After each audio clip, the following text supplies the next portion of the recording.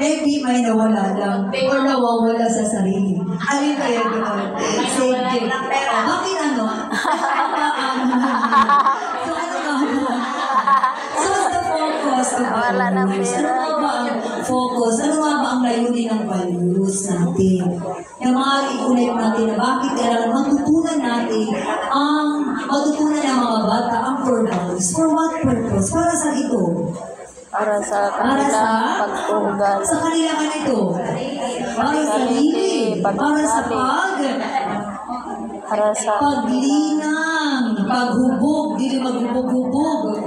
Paghubog ng mga magandang asal or na core values. Take note the mission, vision, and core values. Do you recite this after your flag ceremony?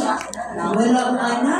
O in NSF, we have that one. Part yan ng flag ceremony. We recite, the students recite every Monday the DepEd's mission, vision, and core values. Kaya nga, kahit teacher, hindi na alam o hindi na ka-memorize ng vision. It's because, nakalimutan na natin. Sige. Kung titignan natin dyan, ano ang masasabi niyo sa DepEd core values sa tema ng GMRC at ng curriculum?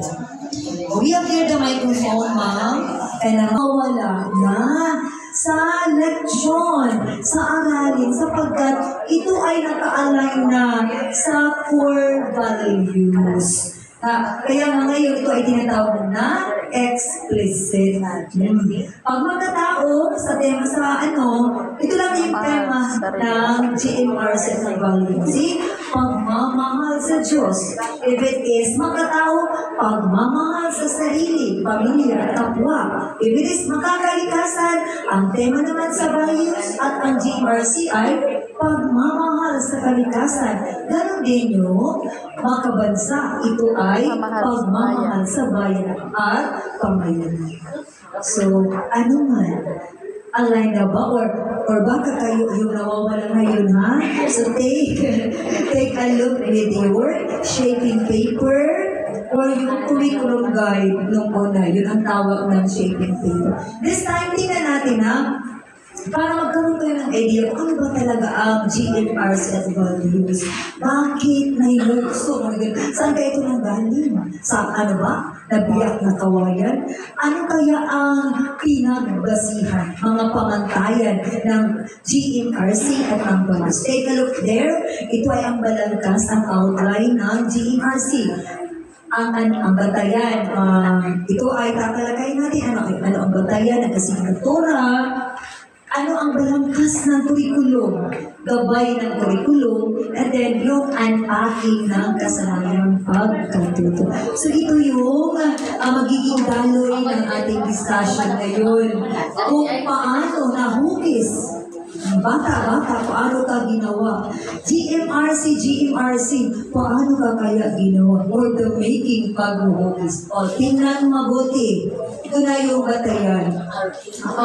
Ano nga ba ang batayan? Bakit na yun? Yung GMRC Values Education ay ginawang 5 days. Or ginawang 4 days if it is 1 hour times 4 days or 45 minutes. How many hours in your working? 45 minutes times 5 days. O bakit nga ba? Noong una, ilan lamang ba yun? 30 minutes per day. Anong basihan? Ito ay nababatay sa Republic Act 11476 GMRC at Values Education Act.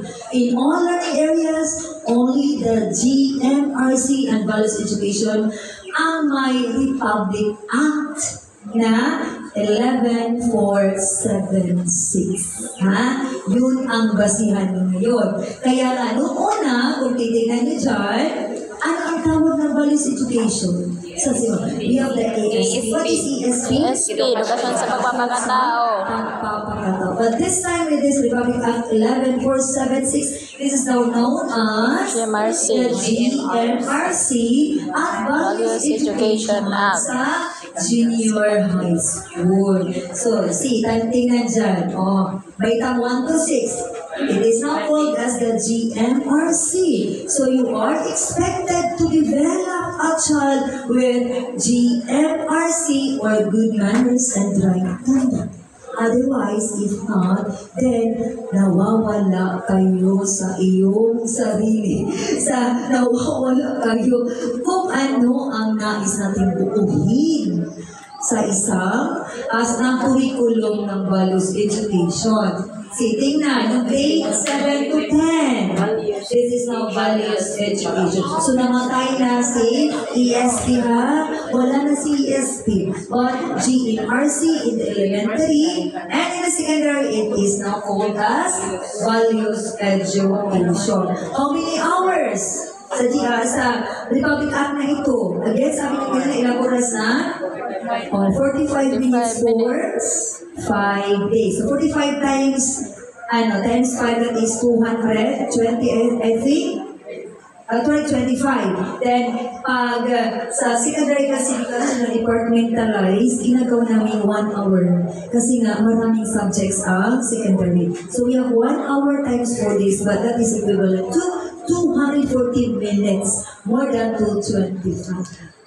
Lumampas pa. So, gano'n ha? And sa GMRC at sa values education, anong approach ang binigyang pansin dito? It's a whole school approach. Anyone?